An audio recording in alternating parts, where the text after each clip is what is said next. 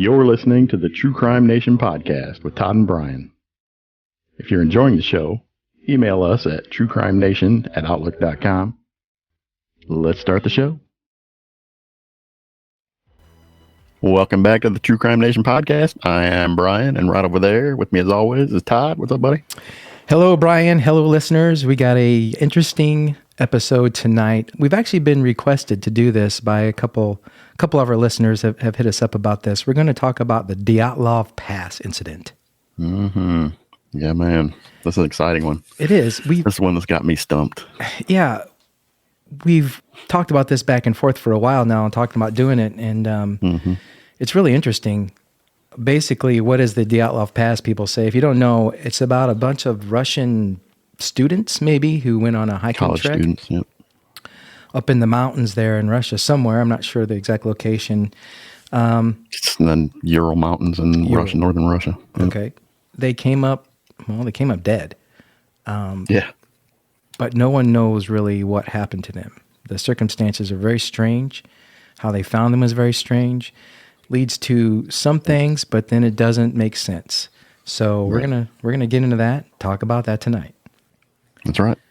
The gist of it, like we said, was 10 hikers actually, went up into the mountains. Not sure if this was just a fun trip for them, or if they were trying to do some studying, or what the deal was. I know it was really, really bad, and really, the winter weather was extremely harsh at the time. But it's Siberia. They were prepared for it, obviously. The thing that got me was the fact that, they're up there in temperatures, Fahrenheit anyway, well below zero. And, they were able to stay warm enough at night somehow, some way. I don't know how you do it. Is it your clothing? Do you just huddle around a fire? How do you stay warm in those temperatures? I can't stay outside for 10 minutes shoveling snow when it's that cold. Yeah, how do these guys? I know, and they're at sub-zero temperatures. I mean, 30 below. What makes someone say, well, hey, it's 10 below out. Let's go on a week hike trek up into the Siberian mountains. I don't know, but they did. For whatever reason, they did. Mm-hmm. It says in January 1959, 23-year-old hiker Igor Dyatlov led a journey. It's Igor. Igor Dyatlov. You say Igor, I say Igor. His last name was, tomato. Whatever. Yeah. His last name was Dyatlov, so that's kind of why they named it after him, I guess. Yep. He led a journey to reach the peak of Ortnin. I guess that's how you say it, a mountain in the northern Urals of Soviet Union. So these guys were just mountain climbing. Mm-hmm. The young man brought a team of 8 experienced hikers, many from Ural Polytechnical Institute, along with him for the adventure. So this was kind of like a college excursion kind of thing. Before he left, Dyatlov had told his sports club that he and his team would send a telegram as soon as they returned. But that telegram was never sent, and none of the hikers of the so-called Dyatlov Pass incident were ever seen alive again. Yeah, that's pretty wild.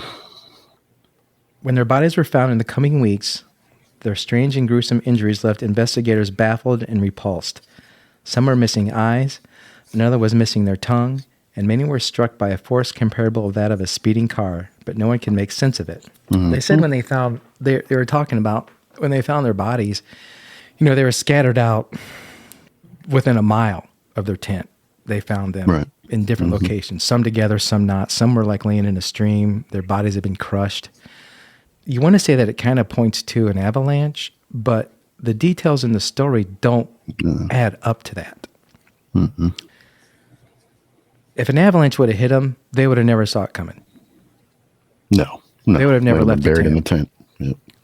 They did find these bodies. They were partially buried, but not completely buried. They weren't in deep, deep snow. Snow had drifted over them. But they also found footprints leaving the tent. So if an avalanche would have come along, it would have covered those footprints, no problem. And they didn't just leave the tent. They cut their way out of the tent. They did, which was very strange. Yeah. Why they would didn't you leave by the door. They left through the side. They cut a big hole. Yeah, big holes in the side of this tent to get out. Mm-hmm. I think that's because, I don't know if they had zippers back then. I'm guessing they did. I think that the entrance to the tent was They weren't able to get it open, unable to untie the strings. They were frozen shut, something like that. But why the hell did they get out of the tent? Or something was at the door. Or something was at the door. Why would they get out of the tent? You know? No. Yeah, panic, half clothed even. Yeah, I want to say that it leads to hypothermia. But again, these guys have been up there for days in this temperature. Why all of a sudden do they get hypothermia? Now all of a sudden it hits them? No. The Soviet government disclosed the Dyatlov Pass case quickly and offered only thin explanations, saying that the hikers died to hypothermia because they were inexperienced and that maybe something like an avalanche was at fault. Now, see, that right there is contradictory because in the first paragraph it said there were 8 experienced hikers. Yeah, and then the Soviet government says they were inexperienced? There's definitely cover up in this. Yeah. So that right there is the first red flag. Well, people want to say that the government did this. They were testing some nuclear things. And yeah, some kind of nuke thing, but it still doesn't explain why they didn't have any clothes on. Nope. To me, the only thing that explains why they were taking their clothes off is because of hypothermia.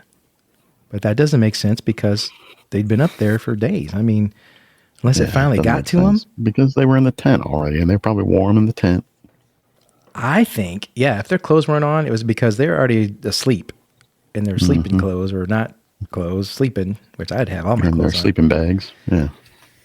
No matter how cold it was. But, something happened. It startled them. They got up. They couldn't get out of the tent. They cut their way out. I don't know. Right. It was really weird. Right. Let's keep reading on. So the government says that they were inexperienced and that maybe something like an avalanche is at fault. And there wasn't no avalanche. If you see some documentaries where they were setting, there was no big. They were kind of on a slope, but there's nothing like a big mountaintop range way above them that any snow could have come down from. It was angled enough to where it was just kind of like, that it's like you're going to sled down this slope, not have an avalanche come barreling down. With the avalanche explanation clearing up almost none of the lingering questions, amateur sleuths have been puzzled over the mystery of the Dyatlov Pass for 60 years. While the Russian government did reopen the case in 2019, we still don't know exactly what happened on that snowy mountainside all of those years ago. Based on what was recovered from the cameras and diaries discovered at the site of the hikers' deaths, investigators were able to piece together that on February 1st, the team began to make their way through the unnamed pass leading to Ortanen. As they pushed through the hostile climate toward the base of the mountain, they were hit with snowstorms that ripped through the narrow pass. Decreasing visibility caused the team to lose their sense of direction, and instead of moving toward Ortanen, they accidentally deviated west and found themselves on the slope of a nearby mountain.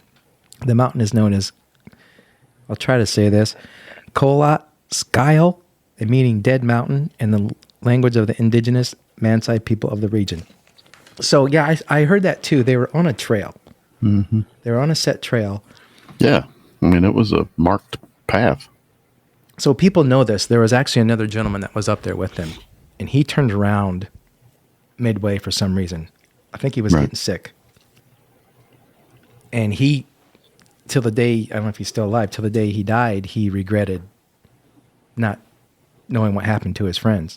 These guys were all friends. They were all close. They weren't just nobodies who didn't know anyone from anywhere. They knew each other really well. They were very close friends. That's another reason they decided to do this. This guy who comes back, I remember him saying that he told investigators, I guess, that, they were going along a trail that they knew that was there. They said they came across a hunter's footprints. And because of the weather, they decided to follow his footprints, thinking that he was going to lead them to, a house or a cabin or something warmer that they could get out of the elements with. So I think they became lost in that sense. It could be. And I don't know if those were hunters' footprints that they saw, but they got lost. No, they were somebody's footprints. Things' footprints. To avoid losing the altitude they had gained, or perhaps simply because the team wanted to practice camping on a mountain slope before the ascent, Dyatlov called for the camp to be made there. It was on a solitary mountainside that all 9 hikers of the Dyatlov Pass incident would meet their demise. When February 20th rolled around, there was still no communication from the hikers and a search party was mounted. The volunteer rescue force that trekked through the Dyatlov Pass found the campsite but no hikers. So the military and police investigators were sent in to determine what happened to the missing team. When they arrived on the mountain, the investigators weren't hopeful. Though the group was made up of experienced hikers, the route they had chosen was remarkably difficult, and accidents on these tricky mountain trails were a real danger. With the hikers having been missing for so long, investigators expected to find an open and shut case of horrific accident on treacherous ground. They were only partially correct. See, and they just said it again, too. Experienced hikers. Yeah, the government's definitely covered something up here. Oh, yeah. And I don't know why. I don't either. They found bodies, yet in the states where the bodies were found only raised more questions. The discoveries of the bodies opened up the true mystery of the Dyatlov Pass incident that continues to this day. When the investigators arrived at the campsite, the first thing they noticed was the tent had been cut open in a way that soon proved to be from the inside and that it was nearly destroyed. Meanwhile, most of the team's belongings, including several pairs of shoes, had been left there at the camp. Yeah, why would you leave your tent? So that tells me they were bedded down for the night. They were, they had the shoes off already. Yeah. This is one big tent, right? They were sleeping in one big tent, 9 people. Yeah. Mm-hmm. All curled up, keeping warm. Mm-hmm. For some reason, they got up, all of them, every single one of them left that tent, right? Yeah. No shoes, a lot of them no shoes, a lot of them no clothes, like no pants. They're sleeping. Mm-hmm. Again, I wouldn't be sleeping without pants on in the mountains. Period. I wouldn't either. I'd be fully clothed. Yeah. But maybe they got warm enough. But for some reason, they cut their way out of this tent. They didn't go out the front or the back. They didn't unzip or untie the flap. They hastily cut open this tent. And again, I want to say it's because they couldn't open the flaps. Maybe they were frozen. Maybe the tie strings. But you tie them on the inside or you zip it. I can see a zipper getting frozen. I don't know if they had zippers. Yeah, but I don't know if they had zippers back 59. then. It's possible, but I don't know. Mm-hmm. But just that in itself doesn't make any damn sense, period. If you're going to leave a tent... I'm thinking something or someone was at the door of that tent. If I'm going to leave a tent and I can't get it open, I'm going to just cut a slit down that zipper side, right? And flap it out. That way I can still kind of close it. And I'm definitely going to put my clothes and my shoes on if I'm walking out in the snow. Unless, again, they were in a panic for their lives or something. For them to cut that tent open means that they had no choice, or they knew that their demise was close, because once you cut that tent open, you have no shelter. Yeah, you're done. Yeah. They still had to hike back. They would have had to stop and sleep somewhere. Yeah. Very strange stuff. And if they would have destroyed their tent, where are they going to sleep? Very strange stuff. I don't get it. I would understand if it said it was cut from the outside. Someone cutting it open to get to them. But it wasn't. But it wasn't. They cut themselves out. They know that for a fact. But the way the fibers were going, they could tell the cut was made from the inside. Yep. They discovered 8 or 9 sets of footprints from the team, many of them clearly made by people with either nothing, socks, or single shoe on their feet. These tracks led to the edge of the nearby woods almost a mile away from the camp. Why would you walk, run, whatever, in bare feet a mile away from your tent? Unless you were running from something. And like we said, an avalanche doesn't make sense, because an avalanche isn't going to just slowly start, oh, here comes an avalanche, let's get the hell out of here. No. Yeah, they'd have never made it out of the tent. They'd never know what hit them. But where they were on the mountainside, I don't see where there could have been an avalanche come down and get them. No. There wasn't no avalanche. The forest edge under a clear cedar, the investigators found 2 remains of a small fire in the first 2 bodies. Yuri Krivonoskninko, 23, and Yuri Doroshenko. We'll have to work on our Russian. Yeah. Despite temperatures of -13 to -22 Fahrenheit on the nights of their deaths, both men's bodies were found shoeless and wearing only underwear. So they find these 2 dudes almost a mile away. No shoes. No shoes, no pants. Only underwear. They had a fire going by a tree. That doesn't make any sense at all. So, in my mind, they were made to leave their tent without time to grab anything. They had to escape for some fast reason, right? Probably. Yep. These guys take off for this tree for cover. Maybe they're hiding. Maybe they decide they can start a fire to keep warm, but a fire would give them away if they're hiding from something. So I just don't understand this. I don't either. None of this makes sense. Then they found the next 3 bodies, those of Dyatlov, Zenata, Kolmogorova, 22, Rustim Slobodin, 23, who died on their way back to the camp from the cedar tree. So they're saying that these 3 people were coming back from the cedar tree toward the tent, the way their bodies were facing, like they were coming back from it. So maybe at some point, most or more of them were all around this tree doing a fire. Something made them get out of that tent, run hastily away without grabbing anything, and tried to curl up under this tree and get a fire going to keep warm. But even then, you would think that they would say, well, if we start a fire, whatever's after us is going to get us anyway. I mean, it's going to know we're here. But maybe they thought they could get away with it, or maybe they thought they could use fire as a weapon. A deterrent, maybe like, fire keep wolves and stuff away at night, supposedly. Yeah. They didn't find any footprints of any animals around this. There was only human footprints, and the only ones that they could detect were, the footprints belonged to the people that died. So they're saying. While the circumstances were odd, investigators found that the causes of death were clear. All hikers, they said, had perished from hypothermia. Their bodies showed no indication of severe external damage beyond what had been inflicted by the cold. Well, that's not true, because they said that 3 of them some were crushed. Some had their eyes gone. One tongue was gone. Again, see, it's nothing makes sense in this story at all. Coming from the Russian government. No. I mean, if it was an avalanche, I could see rocks and boulders hitting people like that, but they were the only ones. There was only certain ones that had those tragedies.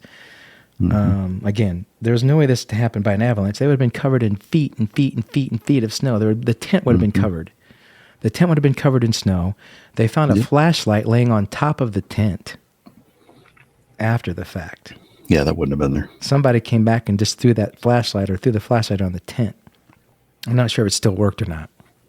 So they say their bodies had shown no indication of severe external damage, what had been inflicted by the cold. I can see that if they had to get out of their tent, they had no clothes, they were rushed out, they just took off for whatever reason, something made them scatter, that eventually they would die of hypothermia. The tent was cut open, they had no way to get warm. I can see that happening, but there's still way too many circumstances that don't lead to that. It doesn't add up. It says this doesn't explain, the body's been inflicted by the cold, doesn't explain why Doroshenko was brown-purple in complexion, or why he had gray foam coming from his right cheek and a gray liquid coming from his mouth. I didn't know that. Interesting.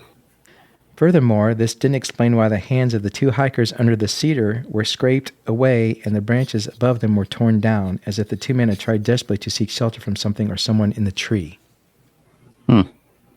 Interesting. Yeah. Meanwhile, Slobodin had head injuries consistent with someone falling and hitting their head over and over again. And Kolmogorova had baton-shaped bruise on her side. These 2 hikers, as well as the others found by this point, were also generally underdressed and wearing some of each other's clothes, only supporting the idea that they had fled suddenly and without inadequate preparation into the freezing night, despite being experienced hikers. They say it again, experienced hikers. Yeah. Yeah, this is baffling. It wasn't until the other 4 bodies were found 2 months later that the mystery deepened even more. The remaining hikers were discovered buried under the snow in a ravine 75 meters deeper into the woods than the cedar, known as the Dyatlov Pass Den, and their bodies told even more gruesome stories than those of the other members in the group. I'm not even going to try to pronounce this guy's name, but his first name is Ikolai.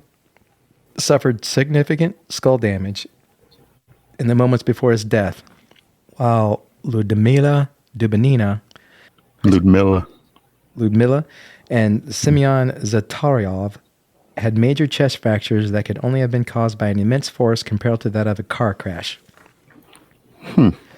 Now, I'm pretty sure an avalanche ain't going to do that. It could. It's definitely not going to carry him 75 more meters into the damn woods. We know it didn't hit him in the tent because it got out of the tent. And we know there's footprints leading from the tent. If an avalanche would have came down, it would have covered all that. They would have been covered even deeper. Yep. And the repetitiveness, talking about the head injury, the repetitive sounds like he was being, these people sound like they were brutally They're being beaten. Murdered. Yeah, or stomped or something. I can see an avalanche causing that if rocks and stuff hit you, but... You could smash into a boulder. The thing that cracks me up is they say, well, it could have been... You know when an avalanche has happened, do you not? I mean, scientists can tell when an avalanche has happened.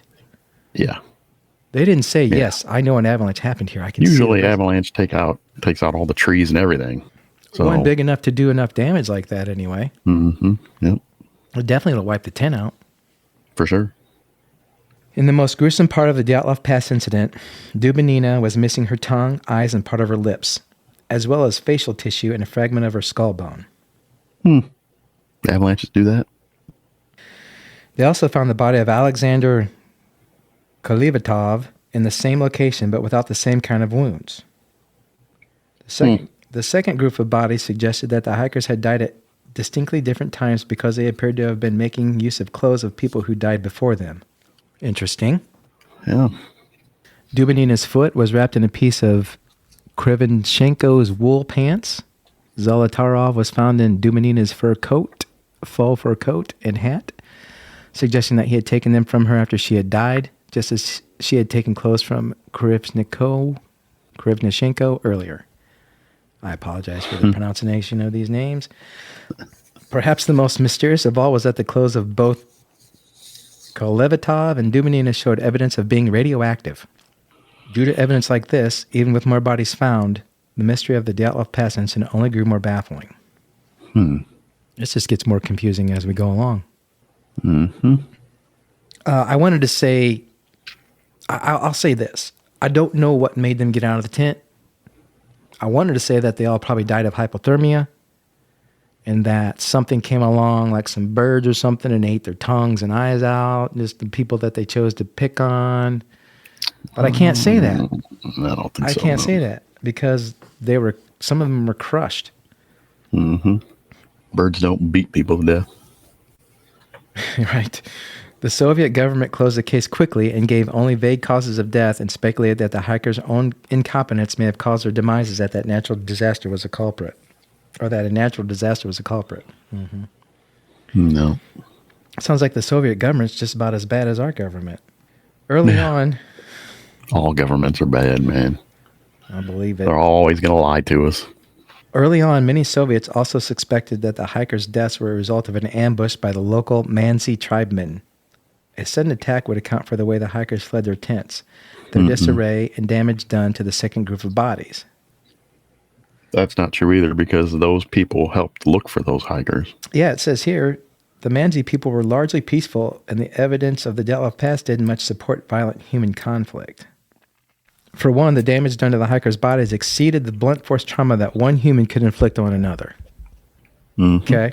So they weren't killed by a person. Nope. There was also no evidence of any footprints on the mountain besides those made by the hikers themselves. Interesting. Investigators then conceived on a swift, violent avalanche. The sound of snow collapsing and early warning of the deluge to come would have frightened the hikers out of their tents in a state of undress and sent them sprinting for the tree line. An avalanche would have also been powerful enough to inflict the injuries that killed the second group of hikers. Okay, makes some kind of sense. But again, it says here, but the physical evidence of an avalanche just wasn't there. And locals familiar with the terrain later said that such a natural disaster simply wouldn't have made sense in the Dyatlov Pass. Yeah, the landscape wasn't set up for an avalanche there. It's not. It's not like there was a big, huge overhang mountain or whatever above them holding all this snow. They were kind of in a valley, kind of that went upward. But there's like, they could have went up another quarter mile, half a mile, and been on top of this ridge line. I don't see where there's like could have been accumulated a bunch of snow there. It wouldn't have happened there. Right. Based on what I've seen on TV. Obviously, I wasn't there. I don't know. I haven't been there. I'm not going to go there. Unless. Yeah, but I mean, like you said, even when you see it on TV, you know that there's no way. Yeah, if the listeners are really interested in this and they want to check this out, there's a couple documentaries out there you can search for. Yeah, they're out there. I don't remember the name of them, but there's a couple good ones out there. Still, there's no answer to them. Even that Expedition Unknown did a Dyatlov Pass. Oh, did they? Episode, yeah. Is that William Shatner? No. Josh Gates. Oh, okay. I'm thinking of the Unexplained. Unexplained, yeah. I think that was on there too. So he talked about it too. He probably did. Mm-hmm. It says here, moreover, no avalanches had been recorded on that site before and nor have been ever since. How about that? So there was a one-off avalanche that just happened to wipe out 9 people. Yep. I don't think so. It says, some tried to explain the hiker's strange behavior and lack of clothing with an in-depth look at the effects of hypothermia. Irrational thinking and behavior is a common early sign as a victim approaches death, that they may paradoxically perceive themselves to be overheating, causing them to remove their clothes. We've heard of that before. Yeah. The trauma to the second group of bodies in this version of events is caused by a stumbling plunge over the edge of a ravine. Yet hypothermia doesn't explain why the hikers left their warm tents in a panic for the frigid world outside in the first place. Nope. Other investigators began to test the theory that the deaths were a result of some argument among the group that got out of hand, possibly related to a romantic encounter. There was a history of dating between several of the members that could explain some of the lack of clothes. But people who knew the ski group said they were largely harmonious. I mean, there's no way that 9 people are going to get mad at each other enough to kill each other like that. That's just ridiculous. No. And that's crazy. It even said the force that was hit with these people could not have been caused by human hand. Yep. So we don't think it was humans. We don't think it was an avalanche. What the hell happened? Well, first of all, even if you're fighting amongst yourselves, you're not going to cut the side of the tent to get out. No. No, unless you're just a dick. Yeah. Well, yeah. You want to piss everybody off, but you're all going to die. So what the hell? Yeah. So I don't think that's not even a possibility. It says, with humans effectively ruled out as culprits behind the Dyatlov Pass incident, though there were theories that the KGB or murderous prison escapees were at fault, some began to believe non-human assailants. Some began to claim that the hikers were killed by a mink, a kind of Russian yeti, to the account for the immense force and power necessary to cause the injuries to the 3 hikers.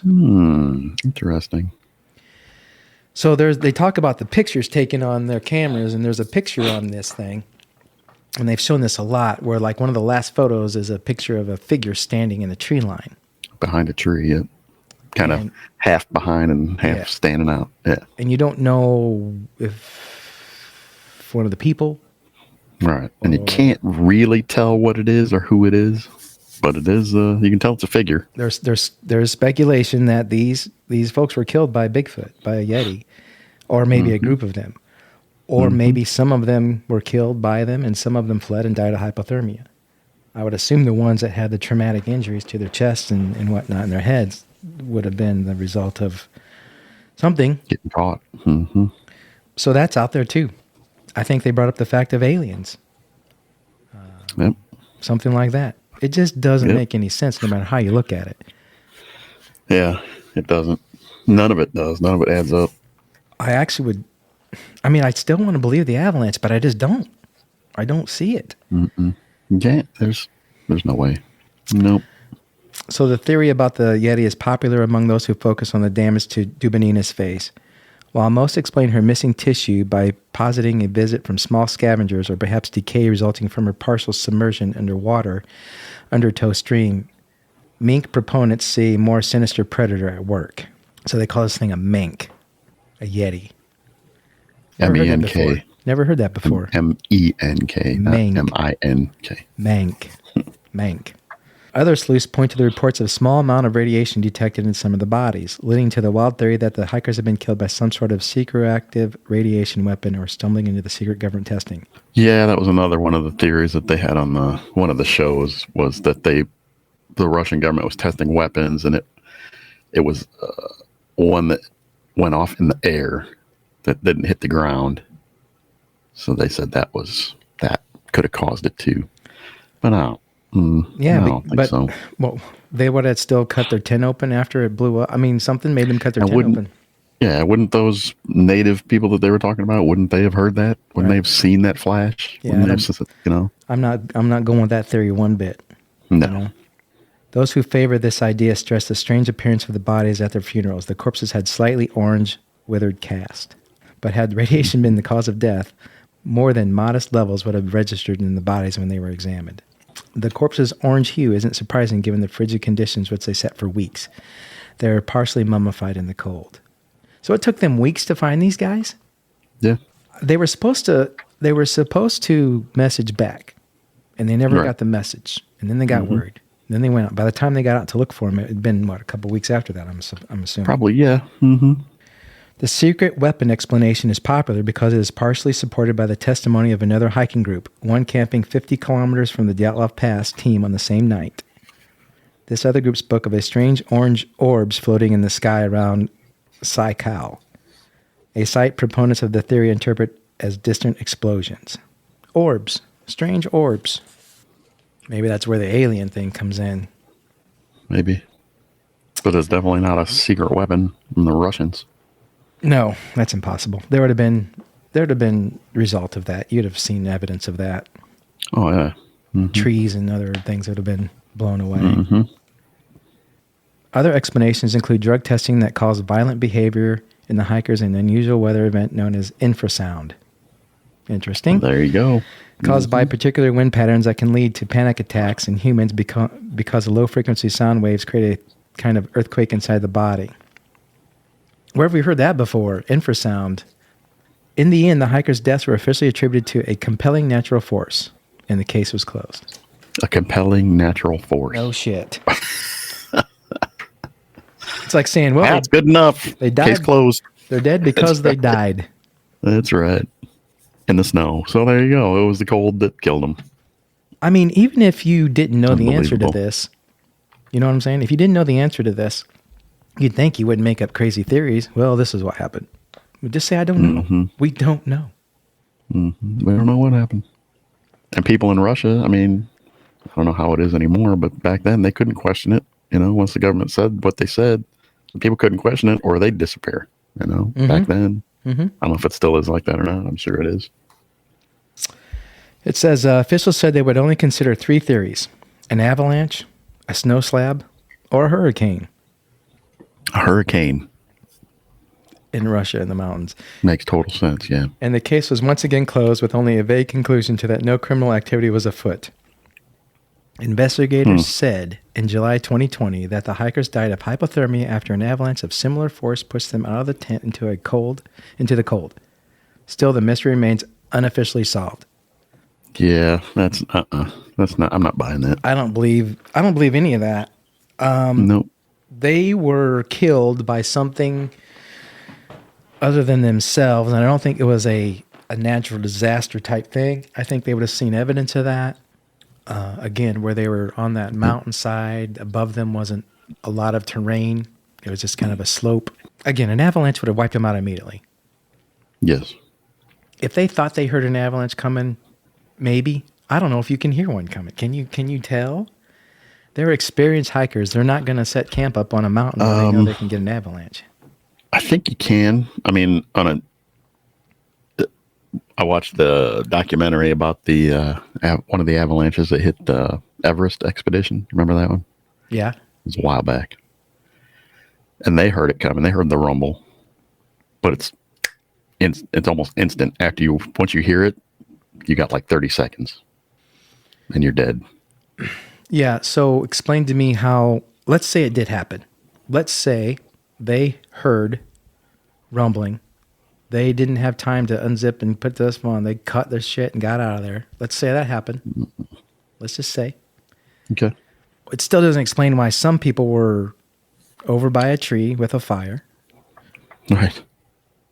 Some people were by a stream crushed. Mm-hmm. How can the people that were by the stream crushed way down?